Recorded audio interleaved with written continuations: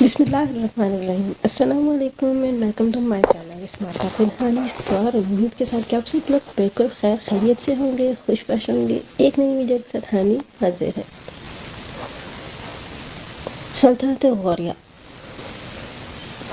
اس video کے آغاز سے پہلے ایک ریکویسٹ، اگر یہ چینل کو آپ نے اب تک سبسکرائب نہیں کیا تو چینل کو سبسکرائب کر لیجیے، بیل آئیکن کو پریس کر دیجیے بہت اچھی امیزنگ ویڈیوز کے لیے۔ غوری خاندان تاجک نژاد، سابق زرتشت اور بعد میں سنی مسلمان بستی خان کے صوبہ غور کے خطے سے شروع ہونے والی غوری سلطنت کے بانی تھے۔ سلطنت غوریہ 552 سے 603 تک قائم رہی، جس کو برِ صغیر پاک و ہند کی تاریخ میں بہت اہمیت حاصل ہے۔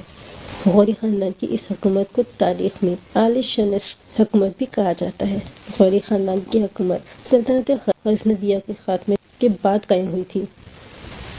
اگرچہ یہ حکومت صرف 50 سال قائم رہی، لیکن تاریخ اسلام میں اس کو بہت اہمیت حاصل ہے۔ اس زمانے میں شمالی ہند اور بنگال میں پہلی دفعہ اسلامی حکومت نے بنیاد رکھی تھی۔ غوری خاندان شروع میں خاندان غزنی کی حکومت کا باج گزار تھا اور کابل اور ہرات کے درمیان غور کے پہاڑوں پر اس کی حکومت قائم تھی۔ اس علاقے کا مرکز فیروز کوہ تھا۔ غور کے باشندے نسلاً تاجک تھے۔ اس وقت اسلامی تاریخ میں جن قوموں نے نمایاں اہم کردار ادا کیا تھا وہ عرب، ایران، ترک اور ببر تھے۔ غوریوں کے دور حکومت میں تاجک پہلی دفعہ اسلامی تاریخ کی ایک عظیم قوم کی حیثیت سے نمایاں ہوئے تھے۔ سلطان ابراہیم غزنوی 451 سے 492 تک کے بعد غور کے حکمران ملک عز الدین حسین نے خود مختاری کا اعلان کیا۔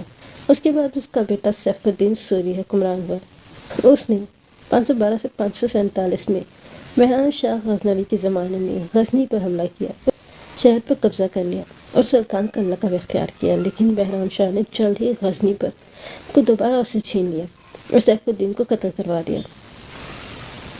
جب سیف الدین کے بھائی علاؤ الدین حسین کو یہ اطلاع ملی تو اس نے اپنے بھائی کا انتقام لینے کے لیے غزنی پر حملہ کیا اور شہر کو آگ لگا دیا۔ 7 دن تک قتل عام کیا۔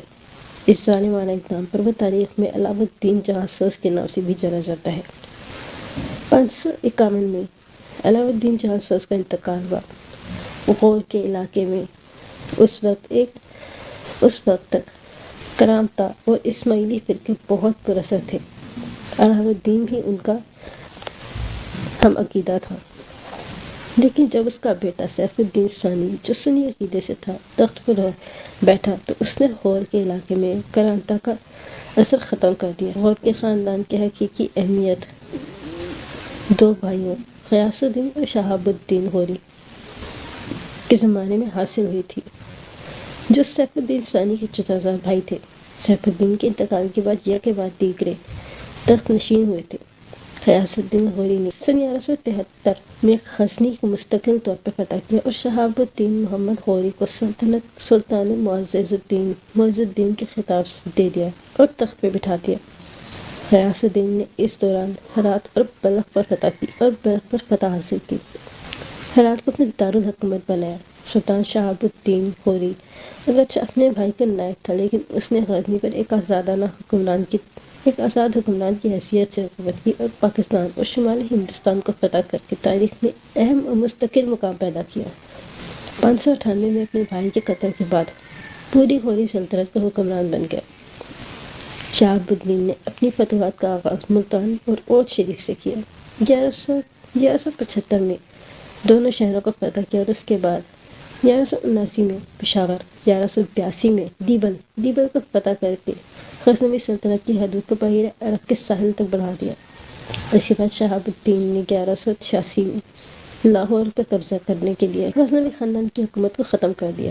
فتح لاہور کے بعد شہاب الدین نے بھٹنڈا فتح کیا، جس پر دہلی اور اجمیر شریف کے ہندو راجا پرتھوی راج چوہان ایک زبردست فوج لے کر اس کے مقابلے میں آئے اور تلاوڑی کے میدان میں شہاب الدین کو شکست دی، لیکن شہاب الدین نے اگلے ہی سال پچھلی شکست کا بدلہ لینے کے لیے نہ صرف پرتھوی راج کو شکست دی بلکہ جنگ میں وہ مارا بھی گیا۔ شہاب الدین نے آگے بڑھ کر دہلی اور اجمیر شریف کو بھی فتح کیا اور اس کے سپہ سالار بختیار خلجی نے بہار اور بنگال کو زیر کر لیا۔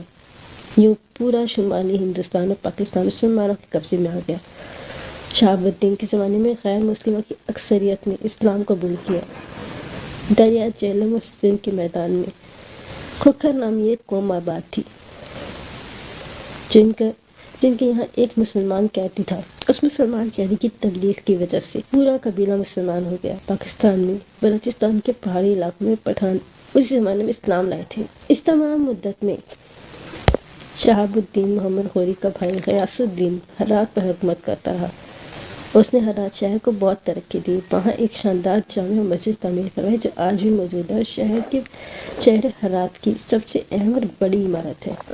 غیاث الدین نے 86 سال حکومت کی اور 598 میں اس کے انتقال کے بعد شہاب الدین محمد غوری ہرات میں بھائی کی جگہ پر پوری سلطنت پر غوری سلطنت کا بادشاہ بن گیا۔ غوریوں اور خواجہ شاہی سلطنت کے درمیان جنگوں کا سلسلہ بہت پرانا تھا، اور انہی لڑائیوں کے سلسلے میں شہاب الدین سن 601 میں خوارزم تک پہنچ گئے، لیکن وہاں اس کی شکست ہوئی اور یہ مشہور ہو گیا۔ اس خبر کے پھیلنے پر پنجاب کے کھوکھروں نے بغاوت کر دی۔ محمد غوری فوراً پنجاب آیا، بغاوت کا خاتمہ کیا، لیکن بغاوت ختم کرنے کے بعد جب وہ واپس جا رہا تھا تو دریائے جہلم کے کنارے پر ایک اسماعیلی فدائی نے حملہ کر کے اسے شہید کر دیا۔ شہاب الدین محمد غوری کی شہادت کے ساتھ ہی غوری خاندان کی حکومت ختم ہو گئی۔ ہرات اور غزنی کے علاقوں پر خواجہ شاہی کی حکومت قائم ہو گئی۔ بر صغیر پاک و ہند میں محمد غوری کے وفادار غلام اور دہلی کے سلطان کے نائب قطب الدین ایبک کی حکومت نے مستقل اسلامی حکومت قائم کر لی۔ غوریوں کے زمانے میں 1149 سے 1209 تک علماء میں امام فخر الدین رازی کا نام بہت ممتاز تھا۔ وہ پیدا تو رے کے مقام پر ہوئے تھے، مگر انہوں نے اپنی زندگی کی آخری 24 سال غزنی اور ہرات میں گزارے تھے۔ ہرات میں ان کے لیے ایک مدرسہ قائم کیا گیا تھا جہاں وہ درس دیتے تھے۔ امام رازی نے علم کلام اور فقہ میں کئی اہم کتابیں لکھی، لیکن ان کی شہرت تفسیر کبیر کی وجہ سے ہے، جو قرآن کی بہترین تفسیروں میں شمار کی جاتی ہے۔ سلطان غیاث الدین غوری کے عقائد کی اصلاح میں امام رازی کا بڑا ہاتھ تھا۔ ان کی اصلاحی کوششوں کی وجہ سے ہی باطل ان کے دشمن ہو گئے۔ عہدہ غوریہ کی دوسری اہم شخصیت خواجہ معین الدین چشتی، وہ شہاب الدین غوری کے زمانے میں ہندوستان آئے اور اجمیر میں رہائش پذیر ہو گئے اور وہاں کے غیر مسلموں میں اسلام پھیلایا اور ان کو مسلمان کیا۔ اور یہ تھی انفارمیٹیو ویڈیو۔ اگر آپ کو ویڈیو پسند آئی ہو تو لائک کیجیے گا، دعا میں یاد رکھیے گا۔ اللہ حافظ۔